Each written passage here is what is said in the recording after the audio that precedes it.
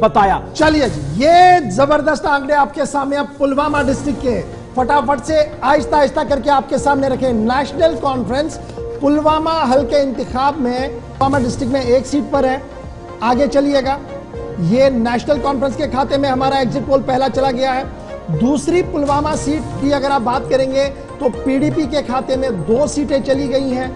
PDP के पास 2 चली गई हैं। पुलवामा डिस्ट्रिक्ट की सिर्फ बात हो रही है।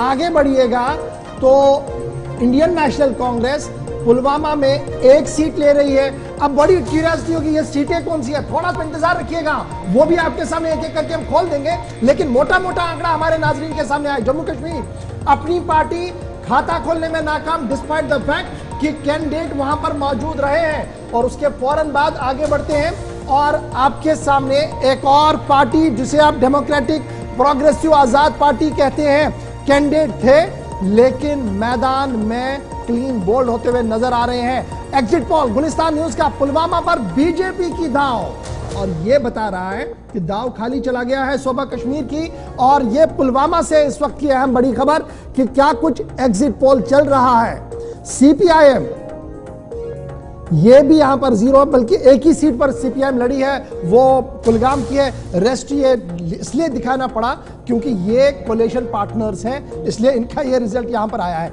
फटाफट से आगे बढ़ते हैं जी। चलिए जनाब, ये पुलवामा की सीट्स का हाल हो गया। अब आगे बढ़ते हैं और ये दूसरा डिस्ट्रिक्ट हमारा पुलवामा के बाद शोपियां है। टोटल 2 सीटें हैं वहां पर। सीट नेशनल कॉन्फ्रेंस के पास जा रही है।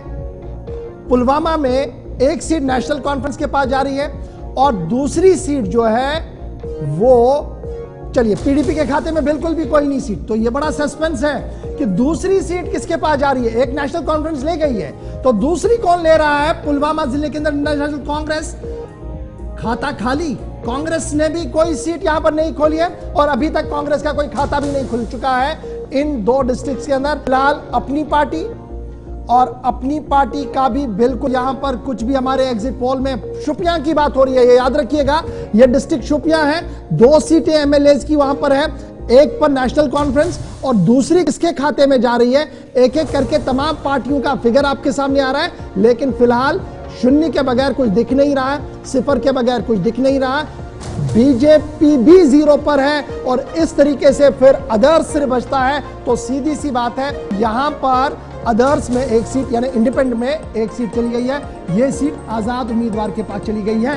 पुलवामा शोपियां के 2 डिस्ट्रिक्ट्स की कहानी आपके सामने हमने रख दी है। इंतजार कीजिएगा कुलगाम का, जहां पर सिर्फ 3 असेंबली सीट्स हैं और नेशनल कॉन्फ्रेंस कुलगाम के अंदर 1 सीट पर। यह बड़ा दिलचस्प है कि 3 सीटें कहां पर जाएंगी, क्योंकि यहां पर जमात का फैक्टर भी है और पीपल्स डेमोक्रेटिक पार्टी खाता खोलने में कामयाब। यहां पर 1 सीट कुलगाम के अंदर पीपल्स डेमोक्रेटिक पार्टी के पास जाती हुई नजर आ रही है। और फिर कुलगाम की ही जब हम बात करेंगे, अवामी इत्तेहाद पार्टी जो मैदान में है लेकिन कुछ भी उनके खाते में नहीं गया और ये मेरे ख्याल से सेल्फ गोल होता हुआ यहां पर नजर आ रहा है। लेकिन अपनी पार्टी भी यहां पर जूझती हुई नजर आ रही है, उनके खाते में भी कोई सीट नहीं गई है अभी तक। कुलगाम की हम बात करें, डिस्ट्रिक्ट कुलगाम में 3 असेंबली सेगमेंट्स हैं और अभी तक सिर्फ पीडीपी के खाते में 1, नेशनल कॉन्फ्रेंस के खाते में 1 चली गई है। और इस तरीके से आगे क्या होगा यह बड़ा इंपॉर्टेंट है कुलगाम के अंदर, क्योंकि अब बीजेपी के खाते में कुछ जा रहा है, यहां पर भी कुछ नहीं है। कुलगाम में कैंडिडेट इनका साउथ के अंदर थे लेकिन यहां पर भी कुछ नहीं है। तो फिर बचे जनाब सीपीआईएम, और सीपीआईएम की यहां पर सीट है। तारगामी साहब जो एक वाहिद आदमी सीपीआईएम के थे, वो अपनी इज्जत बचाने में कामयाब हुए। एग्जिट पोल के हिसाब से यूसुफ तारगामी फिलहाल बचते हुए नजर आ रहे हैं, लीड लेते हुए नजर आ रहे हैं। और नेशनल कॉन्फ्रेंस हमने आपके सामने रख दिया। कुलगाम की सीट पर हम बात करते हैं, ये जो नेशनल कॉन्फ्रेंस के पास 1 गई और अब अनंतनाग की बात हो रही है। अनंतनाग में कुल 7 सीटें निकलकर सामने आ रही हैं। शुरुआत नेशनल कॉन्फ्रेंस ने शानदार नंबर 3 की संख्या के साथ की है, जहां पर नेशनल कॉन्फ्रेंस को यहां पर 3 सीटें ऐसी हैं जहां पर वो लीड मिलती नजर आ रही है। Peoples democratic party Mehbooba Mufti ने भी उतनी ही स्थिति को बनाए रखा है, अपनी इज्जत बचाई है, जहां पर अनंतनाग में 7 में से 3 सीटों पर वो आगे लीड लेती हुई नजर आ रही है। यानी 3-3-6 बची 1 सीट, जहां पर इंडियन नेशनल कॉन्फ्रेंस 1 सीट पर आगे निकलकर नजर